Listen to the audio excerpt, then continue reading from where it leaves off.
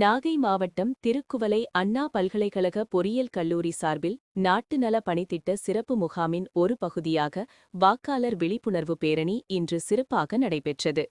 கல்லூரி புலமுதல்வர் கலைச்செல்வன் கொடி இசைத்து பேரணியை துவக்கி வைத்தார். கல்லூரி அனைத்து துறை தலைவர்களும் முன்னிலை வகித்தனர். கல்லூரி வளாகத்தில் தொடங்கிய பேரணி நகரின் முக்கிய பகுதிகளான கடைவீதி மற்றும் காவல் நிலையம் வழியாகச் சென்று வட்டாட்சியர் அலுவலகத்தில் நிறைவடைந்தது. பேரணியில் கலந்து கொண்ட மாணவர்கள் வாக்குரிமை ஒவ்வொரு குடிமகனின் அடிப்படை உரிமை என்பதை வலியுறுத்தி பதாகைகள் ஏந்தி விழிப்புணர்வு ஏற்படுத்தினர். நல்ல தலைவரை தேர்வு செய்வது நாட்டின் முன்னேற்றத்திற்கு முக்கியம் என்பதையும் எடுத்துரைத்தனர். மேலும் வாக்குகளை விற்காதீர், ஜனநாயகத்தை பாதுகாப்போம் என்ற கோஷங்களுடன் பொதுமக்களிடம் உற்சாகமாக விழிப்புணர்வு ஏற்படுத்தினர். இந்த நிகழ்விற்கான ஏற்பாடுகளை நாட்டு நல பணித்திட்ட ஒருங்கிணைப்பாளர் ஸ்ரீதர் செய்திருந்தார். இந்த பேரணியில் ஊராட்சி செயலர் சரவண பெருமாள், கிராம நிர்வாக அலுவலர் குமார், முதல்நிலை காவலர் பாபு ஜெகஜீவன், கல்லூரி பேராசிரியர்கள் மற்றும் 500க்கும் மேற்பட்ட மாணவர்கள் கலந்து கொண்டனர்.